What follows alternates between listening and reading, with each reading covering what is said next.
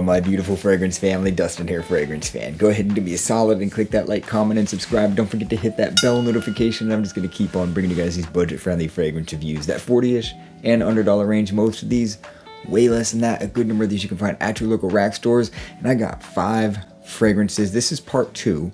I've already done a part 1. 5 fragrances that I wear the most out of my whole collection. There's really like 25 of them or so that I just gravitate towards. And I didn't want to do a list of like 20, 25, 30 fragrances or whatever. So I'm doing 5 at a time. So there's going to be 4 or 5 of these episodes, but let's just dive in to the 5 fragrances.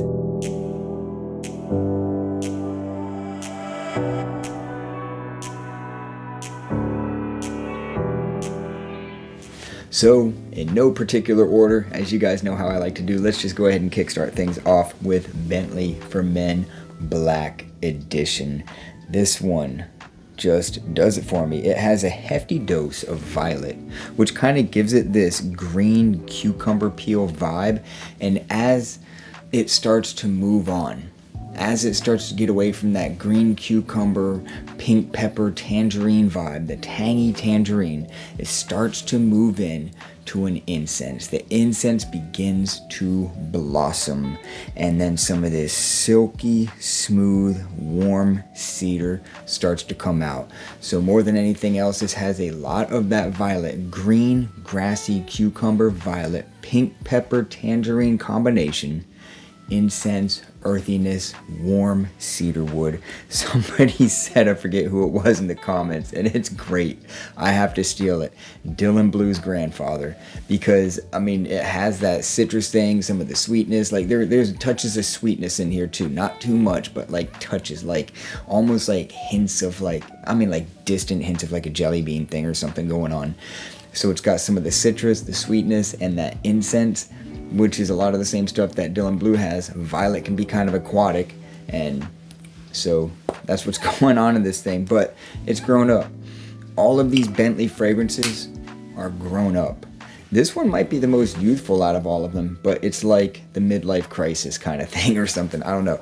But man, I reach for this thing. I reach for it. The opening is nice. The opening's pretty good. The dry down is really where the magic starts happening with this thing. When that incense really starts to come out, coupled with that sweetness, still holding on to that violet and that spiciness, it just does it for me. It's a compliment fragrance, and the performance is better than it seems. It seems soft at first, and it just starts to grow a little bit, and it stays there for hours, 5-6 hours at least. That's how long I'm smelling it, maybe longer. So good fragrance overall. Next, one that if I was like a big reviewer or something, then this would be like the one that I hyped up or something and probably increased the price of this thing or whatever in their sales. But let's go ahead and talk about Asal's Evoke Gold. This one is a Prada L'Homme clone. That's what's going on here. Prada L'Homme.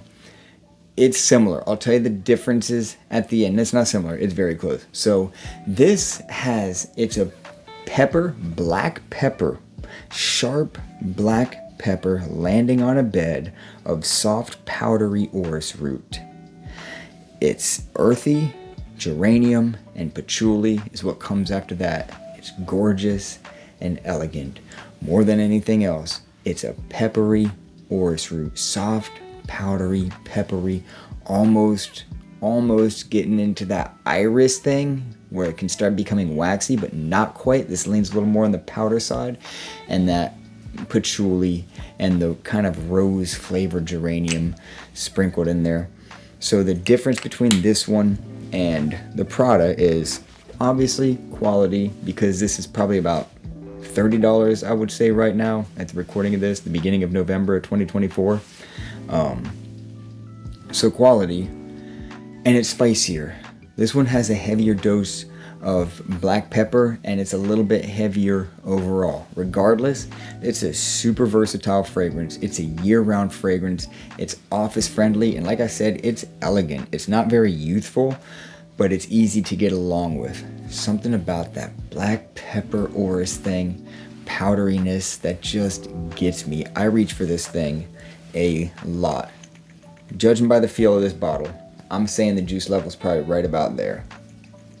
That's where it seems like it's splashing on my fingers. Right, just about halfway, maybe a little over. I'm being optimistic. Hopefully it's a little over because I don't want to run out of it anytime soon. I have to stop myself from reaching for it because it just works in so many occasions, especially like dinner out or something like that.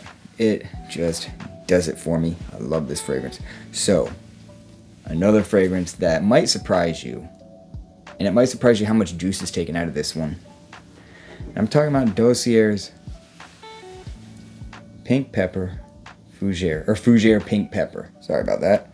So this one has the notes listed right on the front of it, but I will let you know what it smells like the most. The main players. Lemon. Almost like a candied lemon, like a lemon head and that soft spicy pink pepper. There's some sweet powdery lavender and amber and a touch of wood, but mostly what's happening is that sweet lemon head pink pepper, almost violet but not quite, floral, sweet, powdery, amber, earthiness, Gucci Guilty, Pour Homme, EDP, I believe is what it's cloning. And man, there's just something, it's got like a juicy sparkle up top that just it's captivating to me. It just does it. It's a parfum or something, extrait or parfum. It says it on here. It's a good concentration, according to what they say. Now you can kind of test concentrations out by shaking, so it doesn't seem like it's as high as what they're saying, because the bubbles are disappearing quite quickly. If the bubbles hang out, then the oil concentration is higher. If they dissolve immediately, which these aren't dissolving immediately, but they are, disappearing fairly quickly. I think even the EDPs don't dissolve as quickly as that. But regardless, the performance isn't terrible on it. It's like a 4-hour fragrance, but man, it just does it for me, the smell of this thing. And that's why the juice level is so far down on this one. Up next, one that is kind of similar in a way, it's more like the high school version of that, is Diesel Only the Brave. And this one also has that sweet lemon, but on top of that, it's got an herbaceous, spicy coriander and a good dose of that green violet, like that green grass violet, warm cedar and leather. Not too much leather, but a hint of leather. More than anything else, it's that sweet lemon. I think there's mandarin orange also in here. That green violet. Amber, sweet amber. A little bit of that warm cedar. Just makes this thing do it for me. I don't know what it is. I reach for this thing a lot. Look at the juice level. Granted, it's not a 3.4 ounce bottle, but that's a dent. Considering how many options I have, that's a dent. And somebody thanked me for wearing this thing one time because it smelled so good to them. So yeah, Diesel Only the Brave. Very playful, super versatile. In fact, all these fragrances are crazy versatile. Maybe that's why I reach for them so much. They just work in so many occasions. And they last long enough that they'll do whatever it is that I'm trying to get them to do. I want them to last the whole time I drive to where I'm going to eat or whatever. And by the time I come back home, I still smell most of them. And maybe that's what it is. Up next, last but not least, Maison Alhambra's Glacier Bold. This one is more versatile than I thought. I thought it was just going to be like a summertime fragrance, but it's more than that because it's got some weight to it. It's creamy coconut, tropical coconut, very tropical, bright, energetic bergamot, but not too much. It's enough to keep that creamy coconut to stop being so feminine. That tropical creamy coconut is stopped in its tracks from being so feminine because there's a sparkling brightness to that bergamot that doesn't outshine the coconut and allows it to just continue to be a creamy tropical fragrance, but bright. And the tonka bean gives it a vanilla, like a tobacco-y vanilla kind of vibe. Tonka bean can sometimes have a tobacco touch, and this is like a little tiny bit of tobacco on it, just to me, just a hint of like a tobacco-y thing on top of some vanilla tonka bean, and there's also a little bit of woodiness in here, like the husk, like not the husk, but like the actual ball of the coconut, like a little bit of that fuzzy part of it. To me, there's a little bit of that going on. So again, creamy coconut, bergamot, vanilla, tonka bean. So good for so many different things. It works for not just going out to a beachfront type dinner, but it also works just for lounging around. It works for running errands. It'll work for a date night because it's playful and youthful and sweet and creamy, but not so sweet and creamy that it's not good for the summer. It's not the best for like ultra humidity or something like we have here in Florida, like in the dog days of summer where it's crazy hot and you're sweating immediately. It's probably not the best for that, but in a climate controlled environment, it's just perfect for that kind of thing.